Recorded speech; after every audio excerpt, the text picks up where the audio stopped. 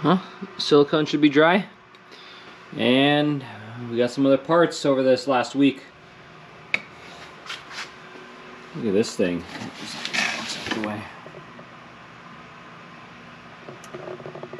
So our guys over at Fatboy Racing out of Malaysia came up with this new shifter base for the DSMs. I think they do it for the Evos, Galants. But this thing is sweet. It's got the 1-2-1 lockout, the 2-3-2 lockout. So this is like the only other option compared to like the KDN shifters. Man, that thing's a unit, isn't it? What's going on, you guys? Welcome back to the channel.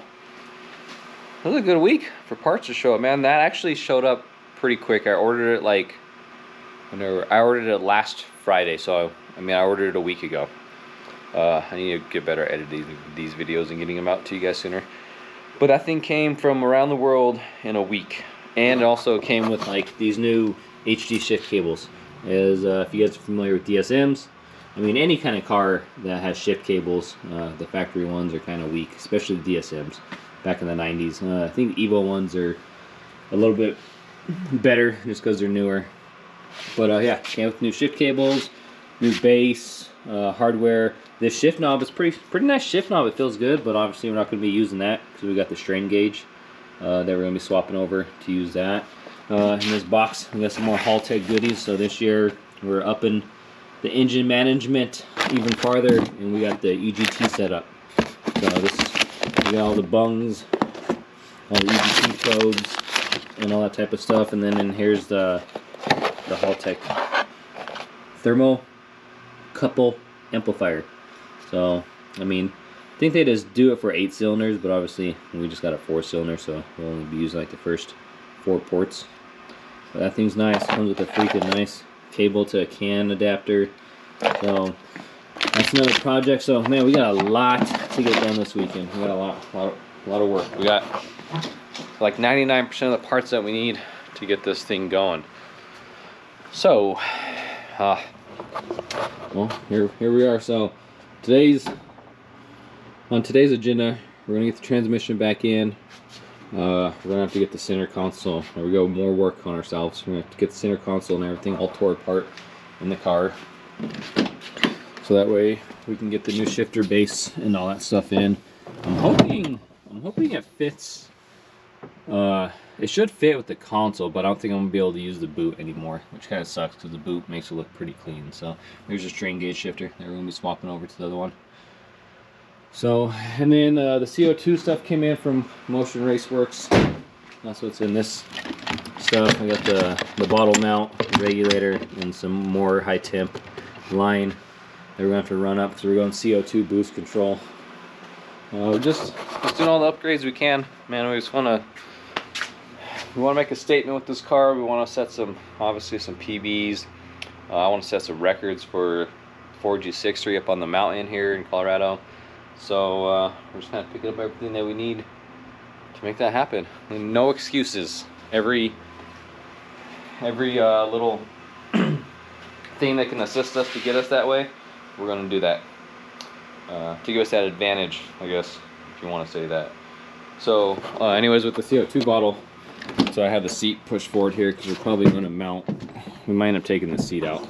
This was just 40 pounds. I had that just to add weight to the car, but we're probably going to mount the CO2 bottle on this down bar right here. But I still got to run and pick up CO2 bottles, which is whatever. So anyways, stop rambling on. We'll get these time lapse set up, and you guys can watch me knock out some stuff. So we'll check back in here in a little bit. Let's get it going. GSD, baby.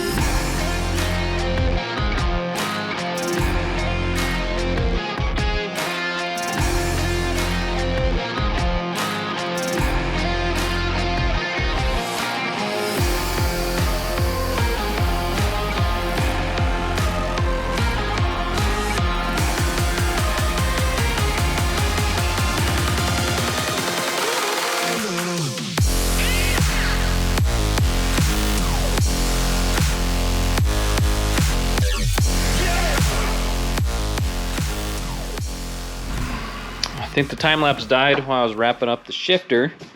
But let's take you guys inside here. Oh, a little messy right now.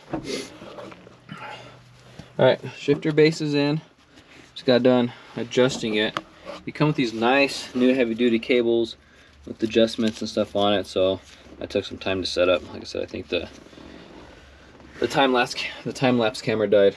So here we go. Last thing I said, this is that shifter from Fatboy Racing with the lockout, 121 lockout. So in order to do the lockout, you pull up on this collar.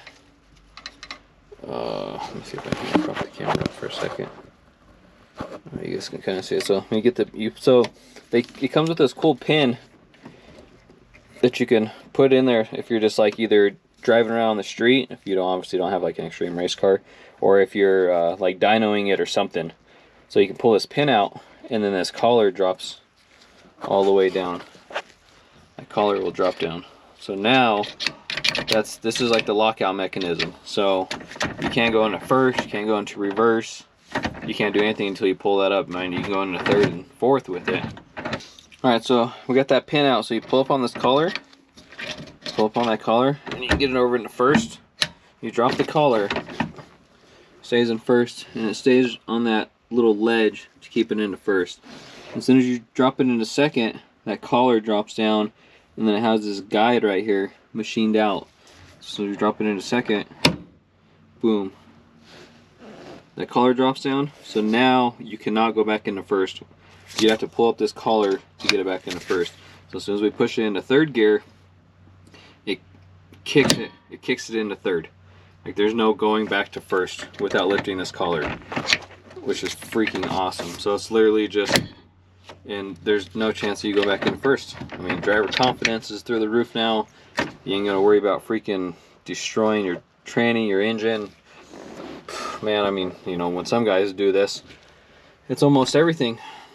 The engine blows up, it revs high, it sends exhaust guides, parts through the turbo, and it's catastrophic, man. So I've seen too many people do it, so this is why I purchased this. I mean, I said KDN has one, but it's like 2,600 bucks, I think, for the whole setup with all the lockouts. And I mean, this thing I was able to get for $1,000, way cheaper. So anyways, okay, we're in second, kicks it into third, and now that guide falls between these two spots right here, so there's no going back to second. You cannot go back to second because that guide right there does not allow you to go back to second, so automatically right into fourth. Freaking sweet. And then obviously I can't pull it into reverse, which I don't think I've ever heard or seen anyone put it into reverse. That'd be hella crazy. Whew, that'd be bad.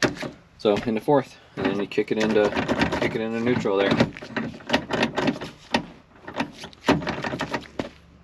So that's freaking sweet, man. I'm stoked. I'm stoked. Yeah, that's gnarly.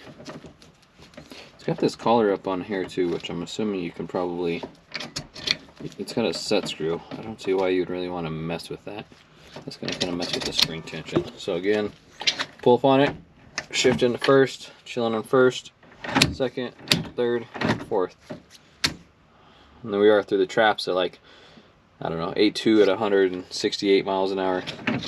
That's the goal, boys. Let's go.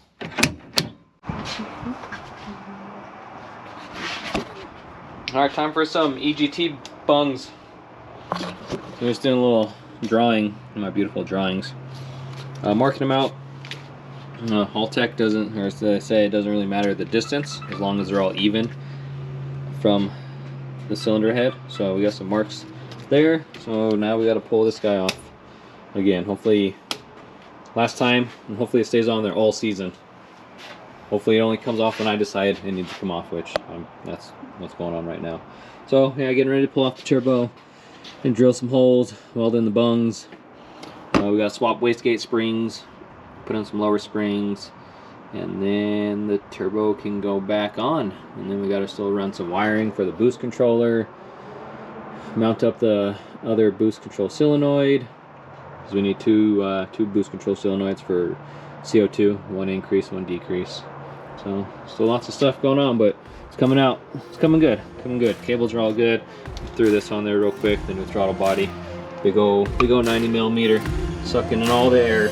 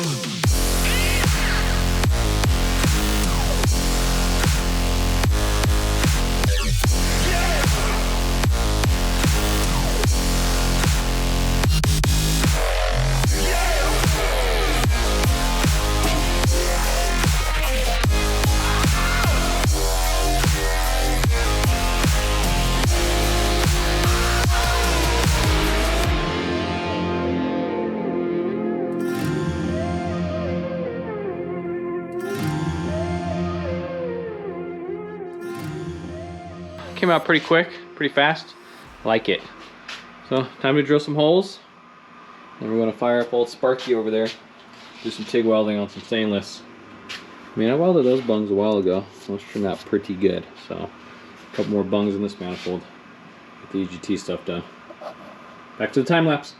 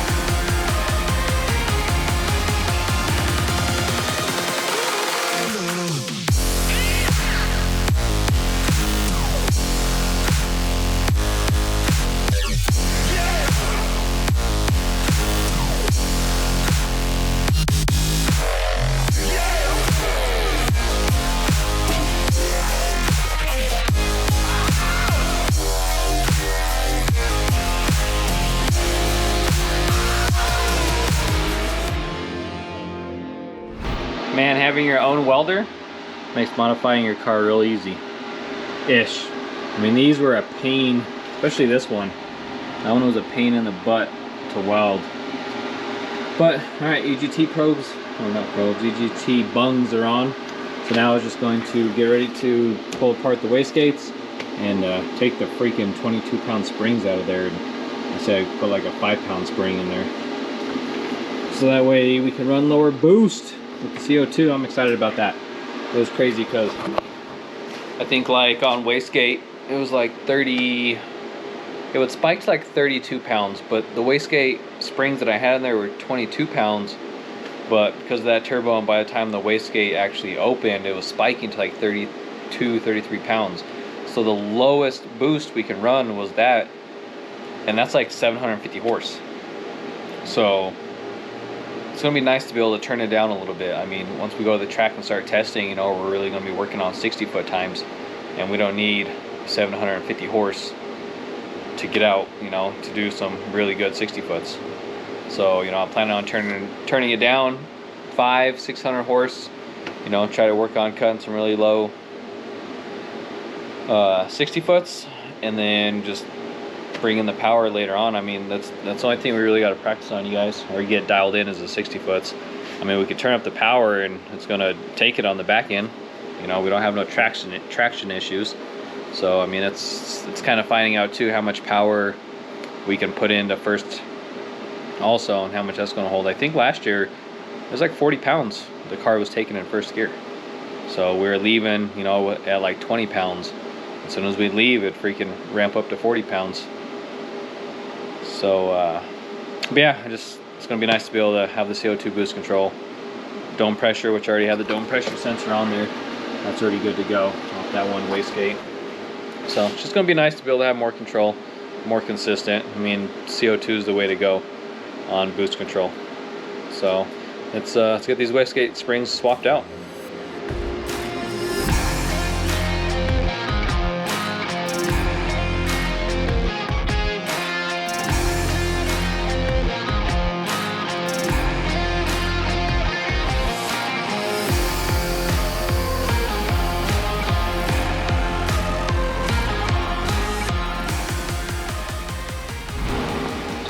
Alright, we busted out the handy dandy spring chart, and according to the tile spring chart, the greens are like 4 point, I don't know if you guys can see that on the camera, like 4.35. So we got 2 greens, and that's what we're going to be tossing in. These are they're really easy to compress, so it's going to be a lot easier to put back in.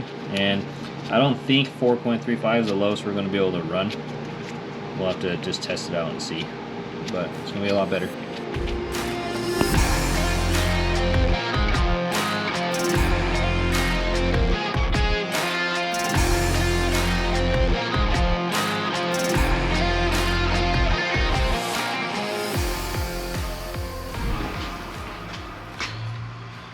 Alright guys, we got the springs swapped, so we got some greens in there. They're like 4 pounds, but I'm going to do the whole air compressor test with my pressure sensor thing to see when they actually pop once we get this all back on the car. But right now, getting the EGT probes out, get the ferrules, and we got to put them in there and set the depth so that we can visually see through the runners.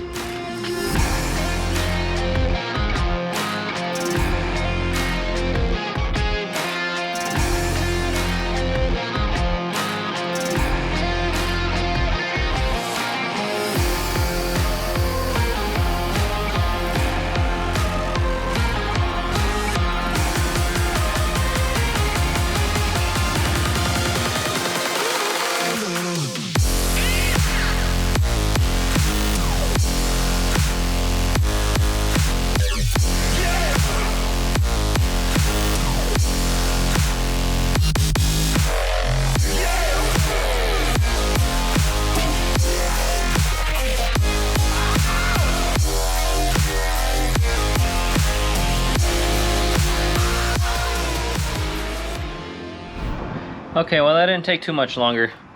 So I got the EGT probes kind of in there. They're snug to where they don't move in and out, but they're loose enough to where I can twist them. So once I get the exhaust manifold back on the car, I can point these all where they need to go. But for the most part, like I said, they're see. So they all got aligned vertically. So should be good. Let's slap this thing back on, man. Making good progress today.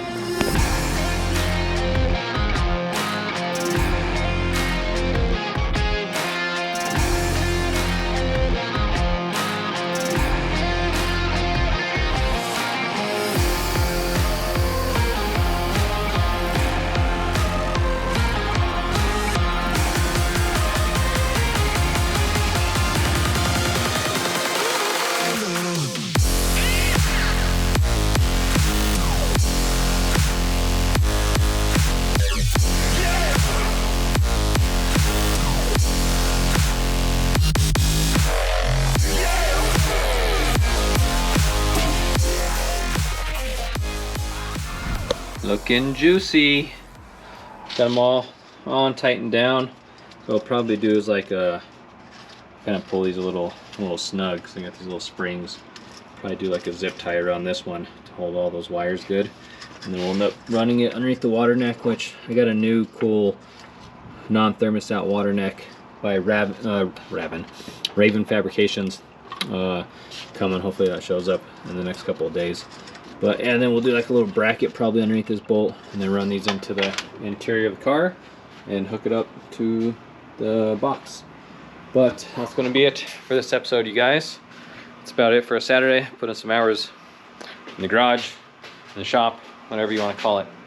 So thank you guys for watching, and yeah, we'll be continuing the work. Hopefully soon there will be some racing videos soon, man. Season just starting. Hopefully this year's good. Hopefully we got a lot of good racing videos, a lot of good content. So remember, you guys, like, comment, subscribe. Helps the algorithm. Just hit that little like button.